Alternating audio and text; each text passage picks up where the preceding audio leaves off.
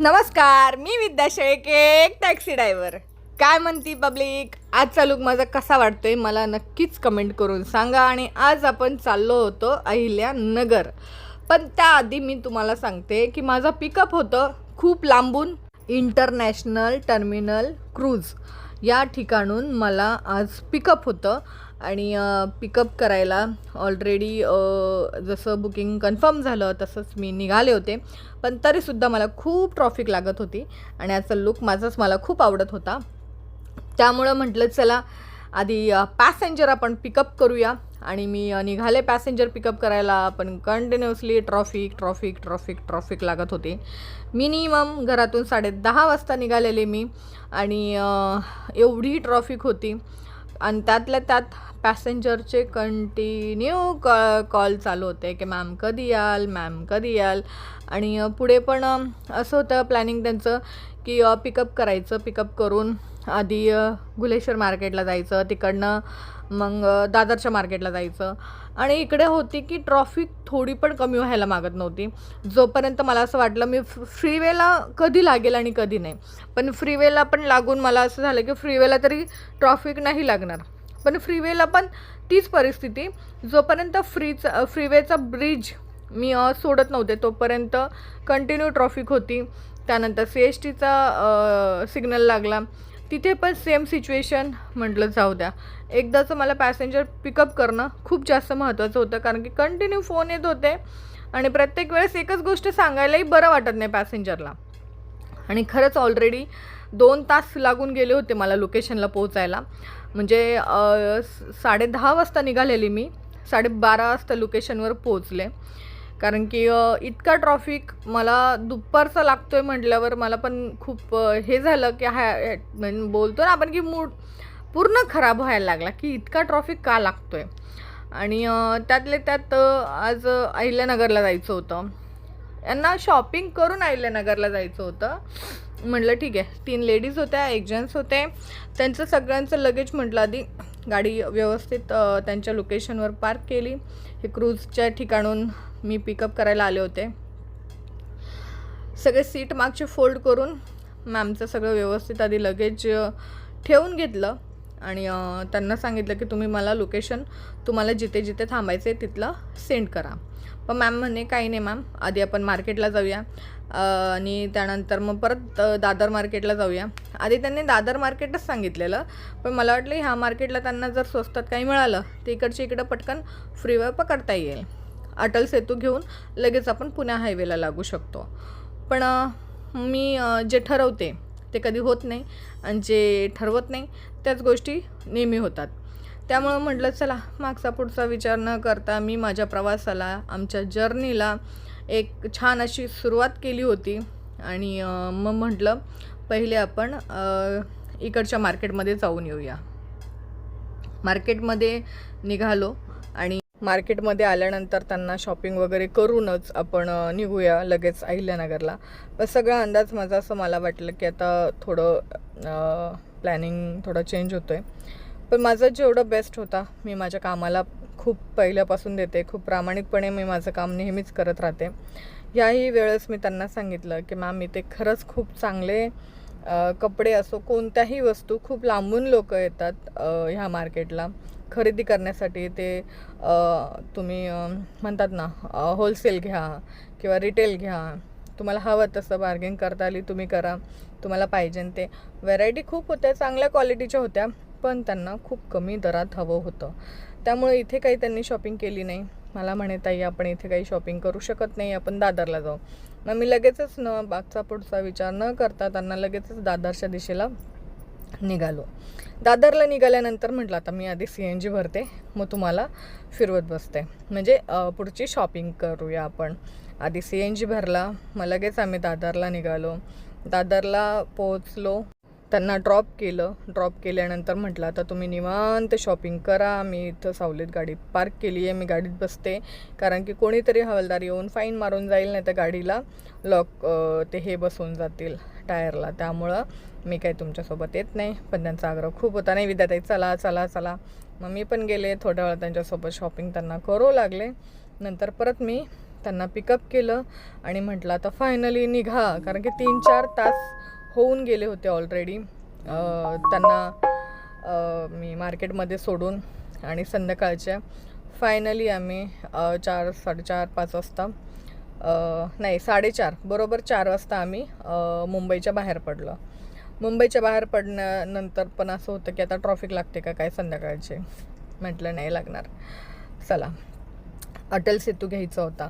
त्यामुळं म्हटलं जोपर्यंत आपण अटल सेतूला पोहोचत नाही तोपर्यंत आपल्याला ट्रॉफिक लागणारच आहे. दादर सर्कलवरनं लगेचच अटल सेतूला निघालो. अटल सेतूला म्हटलं थोडंसं टोल वगैरे लागेल एक्स्ट्रा, पण पटपट रस्ता क्लोज होईल, त्यासाठी अटल सेतूला लागलो. अटल सेतूला लागल्यानंतर म्हटलं आता एकदाचं का आपण पुणे एक्सप्रेसवेला लागलो की डोक्याचा ताण मिटेल, कारण की अटल सेतूला पण म्हटलं बरेचसे कॅमेरे लावलेले असतात. पुण्याच्या पण हायवेला खूप कॅमेरे लावलेले असतात की जेणेकरून खूप अशी फाईन गाडीवर नेहमीच ऑनलाईन पडत असते.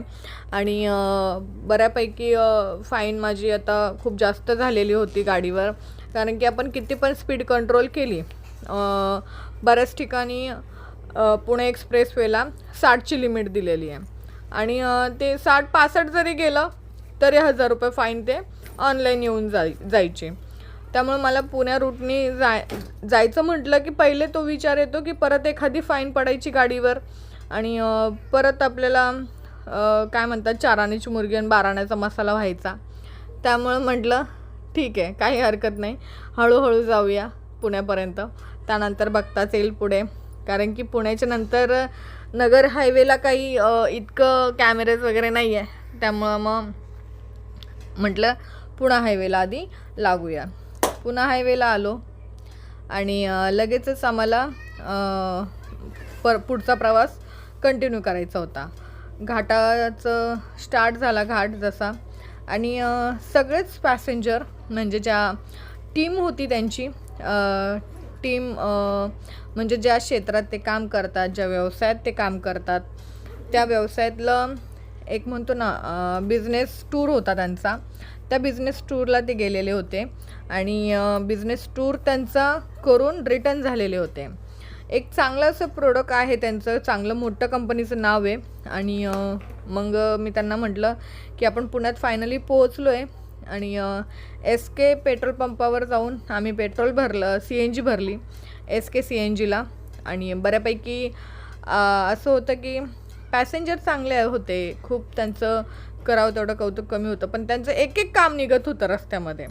कधी शॉपिंग करायची होती, कधी त्यांना ऑन द वेज क्लायंट करायचे होते. त्यांना पण त्यांचे बिझनेस टूरवरून आल्यानंतरच सरांनी अहिल्यानगरला जाण्याआधीच पुन्हा एकदा ऑन द वे एका क्लायंटला प्लॅन द्यायचा होता त्यांना, आणि त्यासाठी हडपसरला मला घेऊन गेले. त्यानंतर त्यांचं असं होतं की थोडा उशीर झाला, चालेल, माझं उद्याचा एक परत प्रवास थोडासा वेगळा होईल, म्हणजे उद्याचा दिवस वाचेल, उद्या परत पुण्यात यायचं काम पडणार नाही. त्यामुळे विद्यार्थी आपण जाता जाता माझ्या त्या क्लायंटला भेटूया, त्यांना औषध वगैरे जे द्यायचे त्यांचे प्रोडक्ट्स जे होते ते देऊन लगेचच निघूया. आणि मग आम्ही परत त्यांच्या क्लायंटच्या लोकेशनवर पोहोचलो, त्यांच्या घरी गेलो, त्यांना व्यवस्थित प्लॅन दिला. हे त्यांचं प्रोडक्ट होतं आणि ते प्रोडक्ट वगैरे त्यांनी देऊन तिकडनं आम्ही परत अहिल्यानगर रोडला लागलो. हॉटेलला आलो, जेवण वगैरे केलं, जेवण करून परत पुढचा प्रवास आम्ही सुरू केला. प्रवास सुरू झाल्यानंतर लगेचच इथे सिग्नल वगैरे लागलं होतं आणि ट्रॉफिक पण बऱ्यापैकी लागलेला, पण सुपाच्या मागंच म्हटलं पेट्रोल पंपावर आपण CNG भरून घेऊया आणि लगेच अहिल्यानगर. फायनली आम्ही अहिल्यानगरमध्ये बऱ्यापैकी पोहोचलो होतो. अहिल्यानगरला आलो आणि पॅसेंजरचा फीडबॅक व्हिडिओ खूप घेण्याची इच्छा होती आणि ते स्वतःही म्हटले की आम्ही फीडबॅक व्हिडिओ देणार आहोत विद्याताई तुम्हाला. फर्स्ट क्लायंट होते की त्यांनी स्वतः सांगितलेलं की विद्याताई आम्हालाही तुम्हाला फीडबॅक व्हिडिओ द्यायचा आहे. चला ऐकूया आजच्या पॅसेंजरचा फीडबॅक व्हिडिओ. नमस्ते, मी कल्याणी विजय ससाने. आम्ही इंटरनॅशनल टर्मिनल क्रूज या ठिकाणी आम्ही कोर्डिला क्रूजला गेलो होतो. तर नगरच्या दिशेने येण्यासाठी सागर शिंदे सरांनी आम्हाला विद्या मॅडमचा नंबर दिला आणि मी विद्या मॅडमशी संपर्क केला आणि त्यांनी आम्हाला 12:30 वाजता तिथून पिकअप केलंय आणि छान प्रकारे मॅडमनी एकदम व्यवस्थित ड्रायव्हिंग करत आम्हाला आज अहिल्यानगर येथे आमच्या डेस्टिनेशनला व्यवस्थित ड्रॉप केलंय आणि खूप छान मॅडमचा स्वभाव आहे. हसत खेळत आम्ही प्रवासाचा आनंद घेतला आणि मॅडमने खूप छान घरचे म्हणजे जवळच्या मैत्रिणीप्रमाणे आम्हाला हसत खेळत बोर न करता ड्रॉप केलंय. धन्यवाद मॅडम. नमस्ते, मी मनीषा महेश लोखंडे. आम्ही कंपनीच्या टूरला गेलो होतो, कोरडीला टूर म्हणून. तर मुंबईहून आम्ही विद्या मॅडमला फोन केला. त्या आमच्याकडे आले, आम्हाला पिकअप केलं तिथून 12:30 वाजता. आम्ही मार्केटला गेलो, दादरला आणि कुर्ला मार्केटला. तिथली शॉपिंगसाठी त्या आम्हाला म्हणजे मदत केली त्यांनी, पण तिथं थांबल्या आमच्यासाठी. तिथं वेळ झाला आम्हाला खूप. पुण्यामध्ये पण आमचं क्लायंट होतं, ते केलं आम्ही. आणि आता नगरला आम्हाला 1 वाजलेला आहे यायला. तर खूप छान सर्व्हिस दिली मॅडमनी. असं वाटलंच नाही का कोणी त्या वेगळ्या आहेत म्हणून. एकदम मैत्रिणीसारखे हसत खेळत आमचा प्रवास खूप छान झाला आणि आठवणीत राहिला, स्मरणीय असा अनुभव होता मॅडम बरोबर. खूप छान वाटलं. Thank you madam. Thank you so much. माझं नाव दीपाली वैभव कुराडे. आम्ही रियांश तर्फे कॉडेलिया क्रूजवर गेलो होतो आणि येताना मॅडमची गाडी बुक केली आहे. खूप सेफ ड्रायव्हिंग आहे आणि खूप छान मॅडमने ड्राईव्ह करत आम्हाला रात्रीच्या 1 वाजता आमच्या डेस्टिनेशनवर पोहोचवलंय. थँक्यू. इंटरनॅशनल टर्मिनल क्रूज येथून विद्या मॅडम यांनी आम्हाला दुपारी 12:30 वाजता येथे पिकअप केलं होतं. अहिल्यानगरला येण्यासाठी त्यांनी खूप छान पद्धतीने, सुरक्षित पद्धतीने एकदम ड्रायव्हिंग करत हसत खेळत, असं वाटलंही नाही की त्या कोण दुसऱ्या अपरिचित आहात. एकदम कौटुंबिक या पद्धतीने त्यांनी हसत खेळत स्वभावाने आम्हाला छान पद्धतीने अहिल्यानगर येथे ड्रॉप केले आहे. आता रात्रीचे 1 वाजत आहे. Thank you very much. Thank you so much. पहिला ड्रॉप माझा झालाच होता आणि सगळ्यांना हाय वगैरे बाय वगैरे करून झाल्यानंतर मग सरांना ड्रॉप केलं आणि आम्ही परत माझ्या मागे ज्या मॅडम बसलेल्या आहेत त्या मॅडमला आपण ड्रॉप करायला निघालो. आणि फेसबुकला, यूट्यूबला धमाल प्रोडक्शन गावरान मस्ती म्हणून एक वेबसिरीज आहे, ती सगळ्यांनीच पाहिली असेल. आणि त्याच्यातलं सगळ्यात मोठं जे ॲक्टर आहेत, ज्यांचं खूप कौतुक करावं तेवढं कमी असे गंठन कुमार, त्यांच्या मिसेस होत्या ह्या. आणि त्यांना ड्रॉप करायला आपण आता निघालेलो होतो. आणि तिथं गेल्यानंतर एक गोष्ट लक्षात आली की सर पण घरीच होते. मग त्यांना म्हटलं की आलेच आहे तर भेटून घेते सरांना पण.